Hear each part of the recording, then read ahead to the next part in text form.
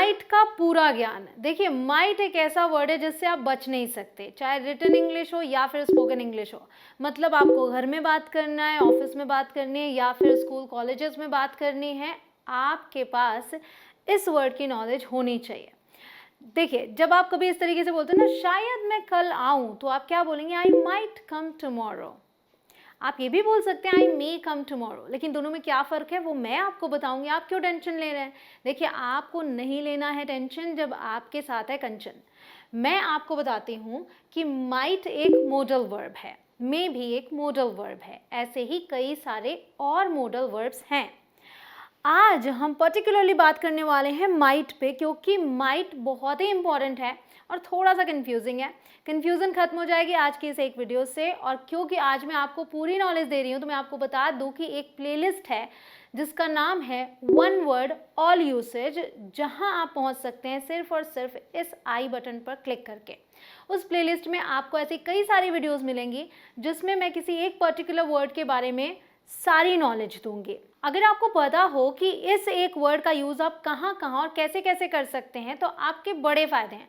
ना तो आपके एग्ज़ाम में मार्क्स कटेंगे, ना ही आप बोलते वक्त हेजिटेशन फील करेंगे। मतलब आपके लिए इंग्लिश बोलना आसान हो जाएगा। बस आपको इस वीडियो में एंड तक बने रहना है। Guys, my name is Kanchan, you are watching me on English connection. Let's begin. So guys, सबसे पहले माइट का मतलब समझते हैं। माइट का जो मतलब है वो कुछ ऐसे निकलेगा, जैसे आप बोलते हो ना कि शायद ऐसा हो। क्या? शायद ऐसा हो। या फिर आप ऐसे बोलते हैं ऐसा हो सकता है, ऐसा हो सकता है। जैसे मैंने बोला कि शायद मैं कल आऊँ, या फिर मैं कल आ सकती हूँ, ठीक है, ऐसा हो सकता है। तो शायद वाला सेंस रहेगा यहाँ पे। अब सबसे पहले यूसेज पर पहुँचते हैं, वो है as the past tense of may. यहाँ पर लोगों को कन्फ्यूज़न भी होती है, तो सबसे पहले इसी को समझ लेते हैं। As the past tense of may मैंने बोला, तो जैसे अगर किसी ने आपसे कोई बात कही, अब आप उस बात को किसी और से कह रहे हैं। मान लीजिए कोई लड़की है, जैसे आप शी बोल रहे हैं, तो वो क्या कहती है? आई मे कम टुमारो, ठीक है। उस लड़की ने क्या बोला? आई मे कम टुमारो। अब आप वही बात अपनी माँ से जाके बोलते हैं कि वो कह रही थी कि मैं कल आ सकती हूँ, तो आप क्या बोलेंगे अब उसी बात को? She said she might come tomorrow. तो जब आप किसी की कही गई बात को किसी और से कहते हैं, तो मे को कन्वर्ट कर देते हैं माइट में। ये सबसे पहला यूज हुआ, तो आपने माइट का यूज किया। Rohan said he might not stay in the city for long. Rohan ने बोला कि वो शहर में ज़्यादा दिनों तक शायद ना रुके, ठीक है। चलो, अब हम आगे दूसरा हमारा यूज़ है to suggest a weak possibility. अब मैंने वीक पॉसिबिलिटी क्यों कहा? पॉसिबिलिटी के लिए हम यूज़ करते हैं मे का ज़्यादातर, लेकिन अगर संभावना बहुत ही कम हो उस चीज़ के होने की, तब हम माइट यूज़ करते हैं। तो अगर संभावनाएं में बहुत ही कम है तो माइट, इसलिए weak possibility. Example, I might be a few minutes late. शायद मैं कुछ मिनट लेट हो जाऊं। अगला example, she might come and visit us next month. वो अगले महीने हमसे मिलने आ सकती है शायद। She speculated that this might lead to success. उसने अनुमान लगाया कि ये हमें सफलता की ओर ले जा सकता है। He might get there in time. वो वहाँ समय के अंदर अंदर पहुँच सकता है, but I can be sure. लेकिन मैं श्योर नहीं हूँ, तो शायद वाला है, हो सकता है पहुँचे, हो सकता है ना पहुँचे टाइम से।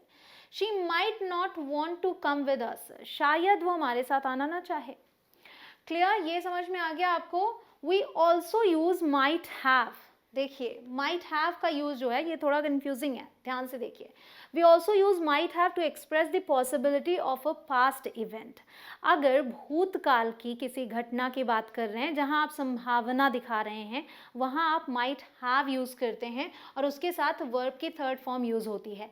He might have missed the train. उसकी ट्रेन मिस हो सकती थी, उसकी ट्रेन छूट सकती थी। You might have left your water bottle at school. तुम अपना वाटर बॉटल स्कूल में भूल सकते थे। The pills might have helped her if only she had taken them regularly. जो दवाइयाँ हैं वो उसकी मदद कर सकती थी अगर उसने उन्हें नियमित तौर पर लिया होता तो माइट हैव हम पास्ट इवेंट के लिए यूज करेंगे। गाइस, अगर आपको ये वीडियो काम की लग रही है तो वीडियो को लाइक करना बिल्कुल मत भूलिएगा और अपने फ्रेंड्स के साथ तो ज़रूर से शेयर कीजिएगा, क्योंकि उन्हीं के साथ तो आपको प्रैक्टिस करनी है। अगर चैनल पे नए हो तो चैनल को सब्सक्राइब भी करें और उसके बाद आने वाले बेल आइकॉन को ज़रूर प्रेस करें। गाइस, ध्यान दीजिएगा, अगर आपने सब्सक्राइब किया हुआ है और बेल आइकॉन प्रेस नहीं किया तो अभी जाकर बेल आइकॉन प्रेस करें, क्योंकि तभी आपको नोटिफिकेशंस मिलती हैं। अगला जो use to make a suggestion, मतलब सलाह देने के लिए, you might try this ice cream, तुम ये आइसक्रीम ट्राई कर सकते हो। If you need more information, अगर तुम्हें और इन्फॉर्मेशन चाहिए, you might try the internet, तुम इंटरनेट ट्राई कर सकते हो।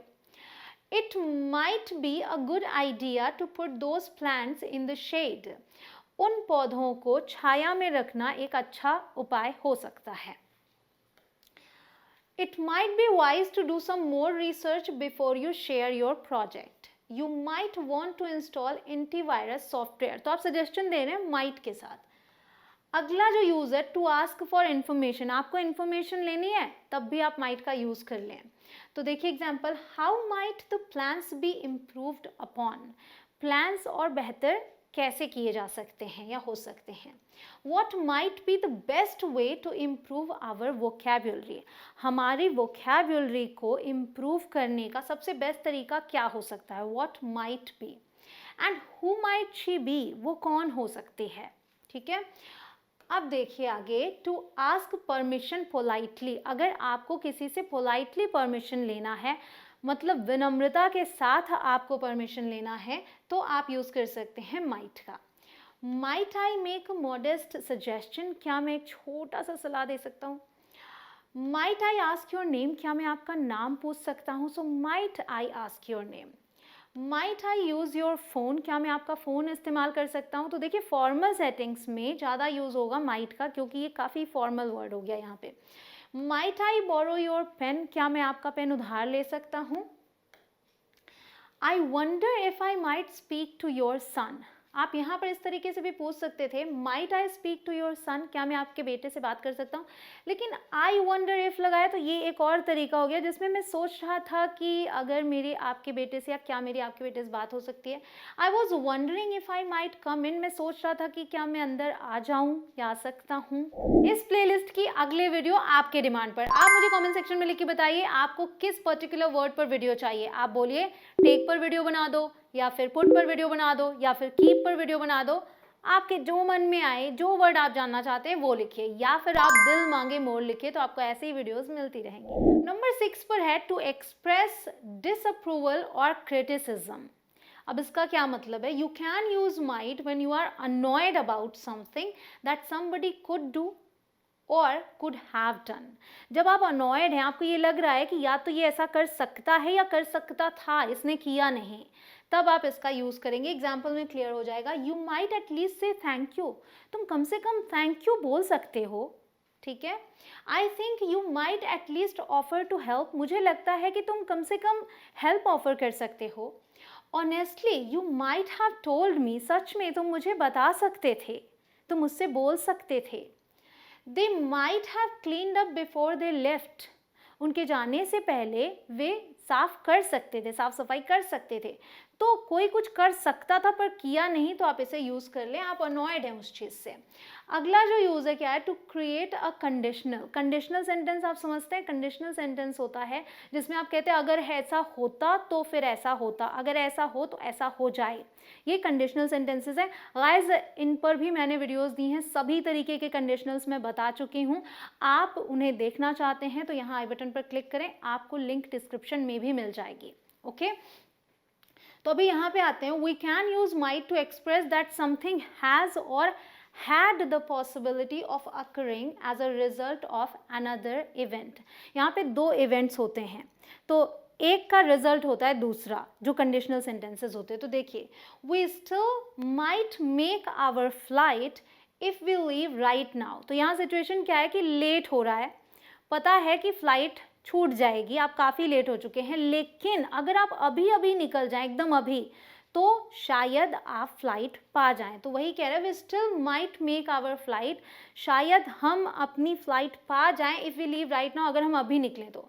If she is punctual every day, अगर वो हर दिन पंक्चुअल है, she might not get fired, शायद उसे जॉब से ना निकाला जाए। If we don't arrive early enough, अगर हम जल्दी नहीं पहुंचते, we might not be able to get in to the show, तो शायद हमें शो में जाने का मौका ना मिले। I might have won the race if I had practised more, मैं रेस जीत सकता था अगर, मतलब शायद मैं रेस जीत जाता अगर मैंने और प्रैक्टिस की होती तो। गाइस, अगर आपको मस्ट का पूरा ज्ञान चाहिए तो आप ये वीडियो देखिए, और इसे देखने के लिए आप यहाँ बटन पर क्लिक कीजिए या फिर लिंक डिस्क्रिप्शन में मिल जाएगी। अगला है हमारा introducing differing information. Differing information का यहाँ क्या मतलब है? We can use might to introduce a statement that is contrary to और different from a second statement later in the sentence. मतलब एक ही सेंटेंस में आप दो तरीके के क्लॉजेज यूज कर रहे हैं तो दोनों एक दूसरे से डिफर कर रहे हैं। यहाँ क्लियर होगा, sure you might be able to make money quickly like that, ये तो पक्का है कि आप इस तरीके से जल्दी पैसे कमा सकते हैं, but you are inevitably going to run into difficulties down the line, लेकिन भविष्य में आप पक्का मुश्किल में पड़ेंगे।